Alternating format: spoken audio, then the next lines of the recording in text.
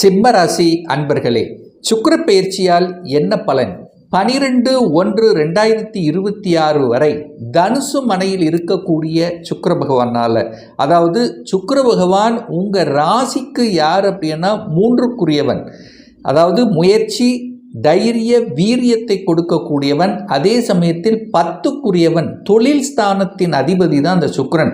அந்த சுக்கிரன் இப்போ தனுசுல, அதாவது உங்கள் ராசிக்கு 5ஆம் இடம் என்று சொல்லக்கூடிய பூர்வ புண்ணியஸ்தானம் பஞ்சமஸ்தானத்தில் போய் அமர்ந்திருக்கு. ஒரு சுபகிரகம் 5ஆம் இடத்துல போய் அமர்வது ஒரு சிறப்பு வாய்ந்த தன்மை. அதாவது 3க்குரியவன் தனக்கு 3ஆம் இடத்துல வளர்ச்சி ஸ்தானத்தில் உட்கார்ந்துருக்கு. அப்போது தைரியம் நன்றாக இருக்க போகிறது. வீரியத்தோடு செயல்படக்கூடிய தன்மையை உருவாக்கும். சிறுதூர பிரயாணங்களால் கூடுதல் லாபங்கள், அனுகூல மேன்மையை தரக்கூடிய தன்மை. வியாபாரத்தில் அனுகூல மேன்மை, அதாவது வியாபாரத்தில் இருக்கக்கூடிய இந்த சிம்மராசி என்ற என் நண்பர்களாக இருந்தாலும் சரி, இந்த மாதம் வியாபாரத்தில் புதிய யுக்தியை கடைபிடிக்கக்கூடிய ஒரு காலகட்டமாக நிச்சயமாக அமையும். இதில் எந்த மாற்று கருத்தும் கிடையாது. நிறைய சிம்மராசி என்பவர்களுக்கு இசைத்துறையில், அதாவது கலைத்துறையில் ஆர்வம் அதிகரிக்கக்கூடிய ஒரு காலகட்டமாக அமையும். அதாவது இசை சம்பந்தப்பட்ட இசை கருவிகள் சார்ந்த விஷயங்கள், அதை உபகரணங்கள், அதை தயாரிக்கக்கூடிய துறைகளாக இருந்தாலும் சரி, சினிமா சம்பந்தப்பட்ட விஷயத்தில் இருந்தாலும் சரி, அதாவது ஊடகவியல் சார்ந்த விஷயங்கள், பேச்சு சம்பந்தப்பட்ட, எழுத்து சம்பந்தப்பட்ட விஷயத்தில் இருக்கக்கூடிய சிம்மராசி என்பவர்களுக்கு எழுச்சியையும் உத்வேகத்தை தரக்கூடிய ஒரு காலகட்டமாக நிச்சயமாக அமையும். நிறைய பேர்த்துக்கு பார்த்திங்கன்னா புதிய புதிய ஒப்பந்தங்கள் தேடி வரக்கூடிய ஒரு காலகட்டமாக அமையும். அதாவது கலைத்துறையாக இருந்தாலும் சரி, அல்லது ஏதாவது ஒன்று ஒப்பந்தங்கள் சார்ந்த விஷயங்கள், தொழிலாக இருந்தாலும் சரி, வியாபாரமாக இருந்தாலும் சரி, ஒப்பந்தங்கள் கிடைக்கக்கூடிய ஒரு காலகட்டமாக இந்த சிம்மராசி என்பவர்களுக்கு நிச்சயமாக அமையும். அதே சமயத்தில் பத்திர பதிவு நடக்கக்கூடிய தன்மை. அப்போனா என்ன? இடங்கள், நிலங்கள், இதை சார்ந்த விஷயங்கள், ரியல் எஸ்டேட் சார்ந்த துறை, அதாவது வியாபாரத்தில் இருக்கக்கூடிய இந்த தரகு கமிஷன் சார்ந்த துறையில் இருக்கக்கூடிய ரியல் எஸ்டேட் சம்பந்தப்பட்ட விஷயத்தில் இருக்கிறவங்களுக்கெல்லாம் விற்பனையாகக்கூடிய ஒரு நல்ல காலகட்டமாக இந்த சிம்மத்துக்கு நிச்சயமாக அமையும். என்ன, மனசு தான் கொஞ்சம் அலைப்பாஞ்சிட்டு இருக்கும், அலைச்சல் திருச்சல் இருக்கும். அங்கே கேது உட்கார்ந்துருக்கார். அது போக இந்த சிம்மராசி என்பவர்களுக்கு இப்போது அஷ்டம சனி வேறு நடந்துட்டுருக்கு. அப்போ மனம்தான் ஒரு குழப்பமாக இருக்கும். வேலைப்பளு கொஞ்சம் அதிகமாக இருக்கும். ஒரு டென்ஷன் ப்ரெஷர் இருக்கும். 3 மணி நேரம் செய்யக்கூடிய வேலை இப்போ 4 மணி நேரம் செய்யக்கூடிய தன்மை. அதாவது என்னென்னா, கூடுதல் நேரங்கள் ஒதுக்கக்கூடிய தன்மைங்கிறது இந்த சிம்மராசி என்பவர்களுக்கு நிச்சயமாக உருவாக்கும். இந்த காலகட்டம் பார்த்திங்கன்னா அந்த 29/12/2025 வரை அந்த சுக்கிர பகவான் கேது போட நட்சத்திரத்தில் பிரயாணம் பண்ணுறார்.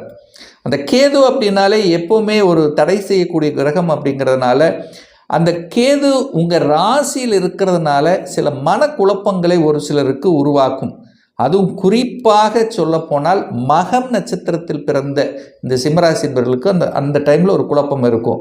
அப்போ மட்டும் இந்த ஆண்கள் பெண்கள் சார்ந்த விஷயங்கள், பெண்கள் ஆண்கள் சார்ந்த விஷயத்தில் கொஞ்சம் கவனம், எச்சரிக்கையோடு செயல்படணுங்கிறத மட்டும் கொஞ்சம் ஞாபகத்தில் வைத்து கொண்டாலே போதும்.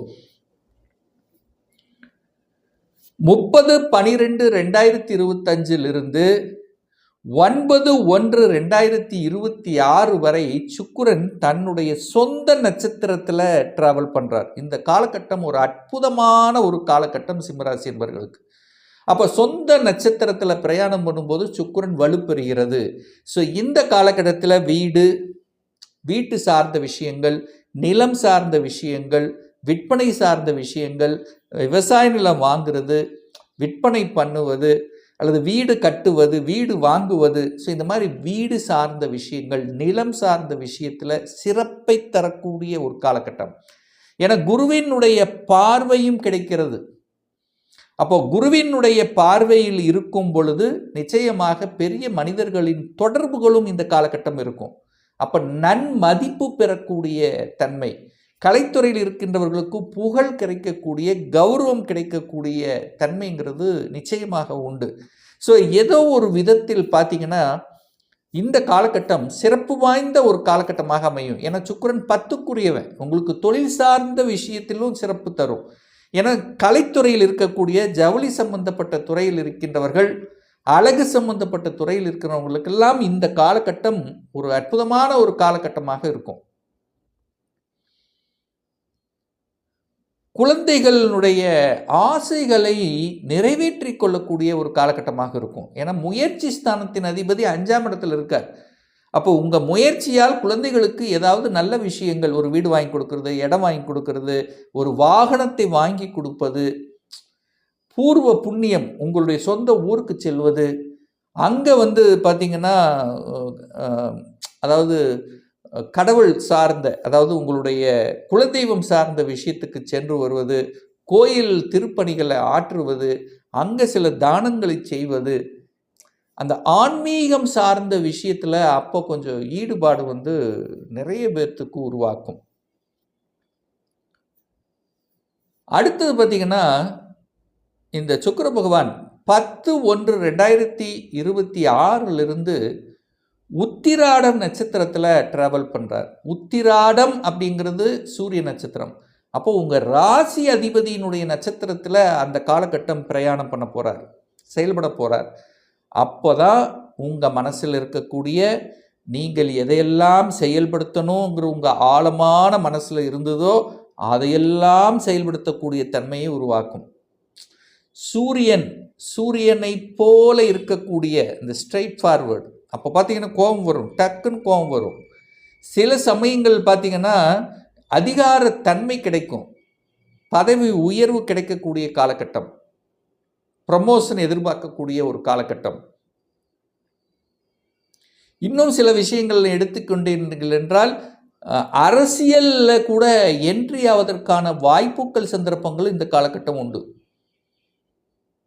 அரசியலில் பதவி கிடைக்கலாம், அரசியலில் அங்கீகாரம் கிடைக்கலாம், அரசு சார்ந்த விஷயத்தில் ஒரு என்ன சொல்கிறது, இதுவரைக்கும் அந்த எண்ணங்களை கொடுக்கல, இதுவரைக்கும் அரசியலில் போகணுங்கிற எண்ணம் கொடுக்கலன்னா கூட இப்போ இந்த காலகட்டத்தில் என்ட்ரி ஆவதற்கான, அதில் ஒரு நல்ல ஈடுபாட்டுடன் செயல்படக்கூடிய தன்மைங்கிறது நிச்சயமாக உண்டு.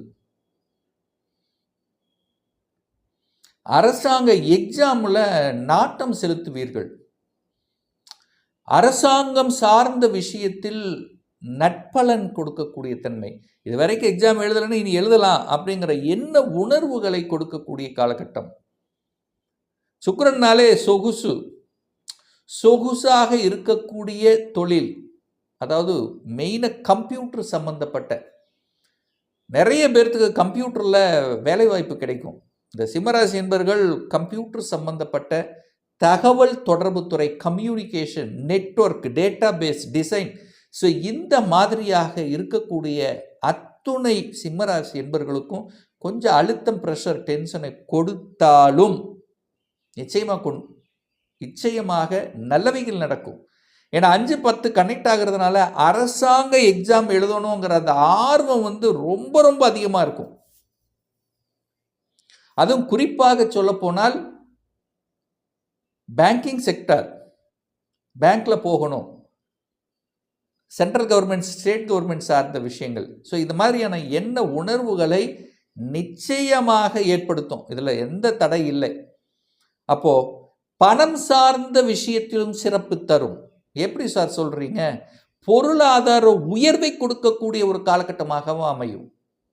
ஏன்னா 2ஆம் அதிபதி முயற்சி ஸ்தானத்தின் அதிபதியோட 10ஆம் அதிபதியோட குருவினுடைய பார்வையில் பெற்றிருக்கக்கூடிய பாக்யாதிபதி, அதாவது 9ம் 10க்குரியவன் இணைந்து தர்ம கர்மாதிபதி யோகத்துடன் இருக்கக்கூடிய காலகட்டமாகவும் அமையும். அப்போ நல்ல அதிர்ஷ்ட வாய்ப்புகள், நிலம், வீடு, இதெல்லாம் சூப்பர்.